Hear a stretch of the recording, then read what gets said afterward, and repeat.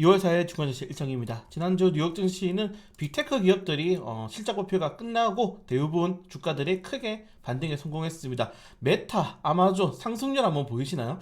이게 국내 증시도 물론 최근에 현대차, 기아차가 뭐 3거래일 동안 20% 올라가는 모습이 나왔지만은 정말 수급의 쏠림 현상이 계속적으로 이어지고 있다는 점들, 이걸 좀 잘 체크해야 될 것 같아요. 그래서 한 업종의 수급이 몰리면은 당분간 그 업종의 강세가 좀 장기화됩니다. 지금 보시면은 인공지능 관련된 이슈가 작년 하반기부터 나왔죠. 작년 하반기부터 반도체, 인공지능, 소프트웨어 관련 테마주들 끌어올리더니 이번 실적 발표 이후에 추가적인 탄력이 오히려 나오고 있는 모습을 보여주고 있습니다. 그렇기 때문에 지금 시장에서도 이 정부가 주도하고 있는 이 밸류 프로그램이 단기적인 재료가 아니라 중장기적인 말 그대로 지수의 상승 모멘텀을 이끌어갈 것이다, 이런 기대감이 지난 수, 목, 금 정말 엄청난 강세가 나왔잖아요. 저도 이렇게 코스피 시장이 우리가 흔히 말해서 묻지마 상승이 나오는 건 굉장히 오랜만에 보는데, 하나의 어떻게 보면은 아쉬운 점은 자, 그때까지 상승한 종목들의 대부분이 뭐였냐? 외국인 한도가 굉장히 높은 그런 종목으로 올라갔습니다. 보시는 것처럼 외국인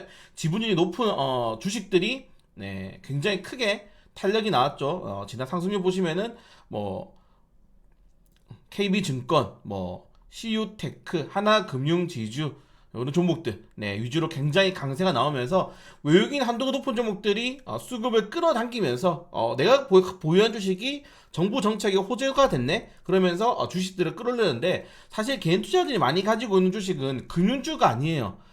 제조업, 우리나라가 제조업 국가이기 때문에 말 그대로 이 우리가 흔히 말하는 5대 수출 산업, 철강, 자동차, 뭐 전기전자, 여기에 석유화학, 뭐 이게 제조 제품, 이런 것들 위주로 주식을 많이 가지고 있는데, 금융은 외국인들 지분이 높단 말이에요. 그래서 결국 지금 이런 정책은 외국인들과 기관 연기금만 배를 불려주는 정책이었고, 이게 과연 개인 투자자들에게 좀 수단매가 이끌어질 정도의 모멘텀을 가져갈 수 있을 것이냐, 이게 정말 중요한데, 월요일날 밸류 프로그램 시뮬레이션 결과가 나옵니다. 과연 정부가 기업들 상대로 좀 정부 입장에서는 규제를 하지 않겠다, 기업들에게 자율적인 증시 부양 정책을 추진하도록 권고하겠다, 이런 게 나오고 있는데, 중요한 건 정말 세부 이 지침이 나와야 될 것 같아요. 그 지침이 나오기 전까지는 제 생각에는 그냥 아마 이런 밸류 프로그램 테마주들의 순환매가, 왜냐면은 저평가주들도 금융, 뭐 증권보험, 은행, 그리고 여기에 지주사 관련 테마주들, 그리고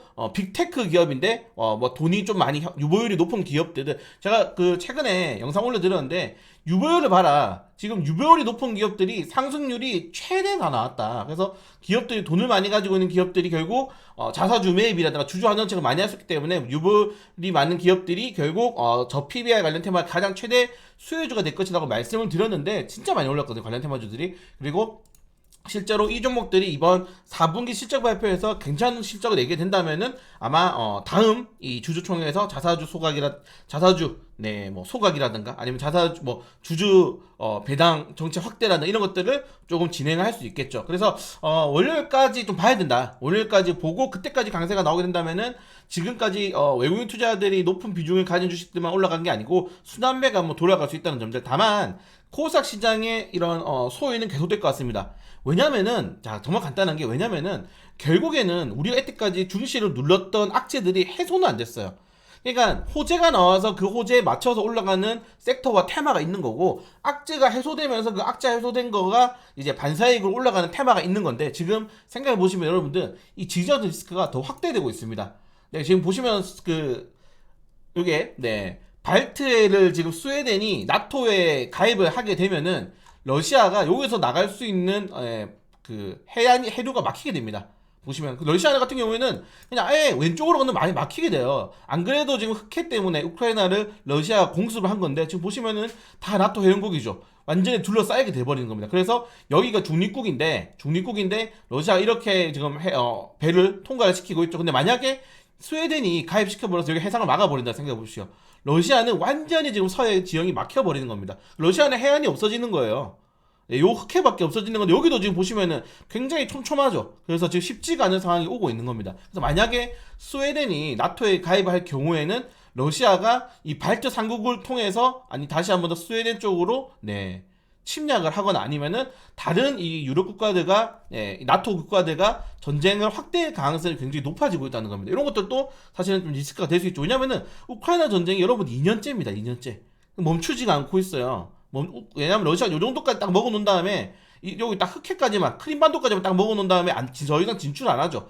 그냥 버티고 있는 겁니다. 그래서 전쟁 종료 때까지. 근데 만약에 여기서 추가적으로 스웨덴이 가입하게 된다면은 러시아가 이제 위쪽으로도 전선을 확대할 수 있는 가능성이 지금 제시되고 있다는 점들 확인하시면 될 것 같고, 그리고 이스라엘 관련된 뭐 중동 리스크도 확대가 되고 있죠. 네, 미군 쪽에서 지금 사망자가 발생하게 되면서 이란의 이란의 대부분의 지역들에게 지금 미국이랑 영국 공군부대가 폭격을 가했는데 이게 또 추가적으로 확대. 뭐 아시겠지만 여러분들 전쟁은 원래 보복에 보복을 낳고 보복에 보복을 낳고 끝이 없어요. 어느 한쪽이 용서하거나 아니면 완전히 한쪽을 무너뜨리기 전까지는. 근데 솔직히 지금 시장에서 무너뜨리기보다는 계속 반복되는 확률이 높다는 거죠. 그래서 아마 이런 좀 반복된 이슈가 나오게 되면서 전쟁 리스크가 다시 좀 더 확대될 수 있다는 점도, 우리나라 같은 경우에는 또 총선을 앞두고 북한이 계속적으로 좀 도발을 하고 있기 때문에 거기에 대한 부담감도 있습니다. 이런 것들은 뭐다? 우리나라처럼 수출 주도 국가에서는 굉장히 부담이 될 수 있는 상황인 겁니다.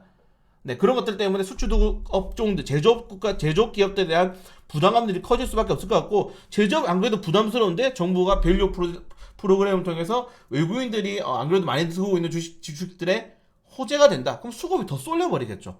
이런 것들 때문에 정부의 그런 좀 조율이 필요할 텐데 사실 믿을 수는 없습니다. 네, 너무 급작적으로 이번 정부에서 너무 많이 하기 때문에 좀 믿을 수가 없대. 사실 이것도 우리 밸류 프로그램 준비하고 있고 이렇게 하려고 하는데 어떻게 생각하는지 뭐 토론도 해보고 국민 토론도 해보고 이렇게 하면서 하면 되는데 갑자기 발표해버리죠. 우리 일본 따라서 저 PBR 관련 테마주도 올리는 거 할 거야. 갑자기 화요일날 발표했어요. 갑자기. 그 수목금 테마가 상승하죠. 그러니까 지금 계속 한쪽에서는 야, 정부가 찍어준 주식만 가네? 이렇게 하는 겁니다. 정부가 찍어준 주식만 가는 거네. 정부가 완전히 테마주 만들어가고 있네. 사실 맞는 말이에요. 정부가 지금 테마주 만들어가고 있죠. 그래서 과연 지금 보시면은 PBR 1 미만 종목이 1000개가 넘어요. 과연 이게 옳은 건가? 다시 한번 좀 검토를 해볼 필요가 있을 것 같고, 자, 그리고 또 재밌는 뉴스는 트럼프 대통령이 8년 뒤에 내가 대통령 되면은 바로 바꿔버리겠다. 이거 너무 정치적이다. 일부러 금리 인하 안 하고 있다. 이런 식으로 얘기하고 있는 겁니다. 네, 그래서 사실 파월이랑 트럼프랑 파월 같은 경우에는 2020년 뉴스거든요. 2019년부터 2020년까지 맨날 싸웠어요. 네, 지난 트럼프 정권 때 맨날 싸우다가 이번에 바이든 대통령이 연임을 했는데, 과연 트럼프 대통령이 당선된 이후에 파월 연준위원장이 어떤 선택을 할지. 사실 이때는 트럼프 대통령이 파월 연준위원장 백악관으로 불렀거든요, 실제로. 그리고 금리 인하 했습니다. 그래서 지금 시장에서는 미국인들은 트럼프 대통령을 좋아해요. 네, 미국인들은 트럼프 대통령을 안 좋아할 수가 없습니다. 주식시장 끌어올려 주는데 뭐. 그래서 이런 또 재미있는 뉴스가 있다는 점들 좀 확인하시면 될 것 같습니다.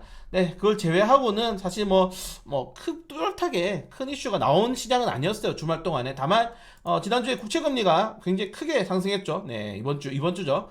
국채금리가 크게 올랐기 때문에 월요일은 분명히 시장이 좀 흔들릴 가능성이 매우 높아요. 네, 월요일에는 지난 이 국채금리 하락과 그리고 빅테크 기업의 상승으로 주가가 좀 많이 올랐는데, 우리나라 같은 경우에는 국채금리가 상승하게 되면 환율이 너무 부담스럽기 때문에 오늘 환율에 대한 부담감들이 내일 좀 시장 흔들릴 수 있다는 점들 좀 체크하시면 좋을 것 같습니다.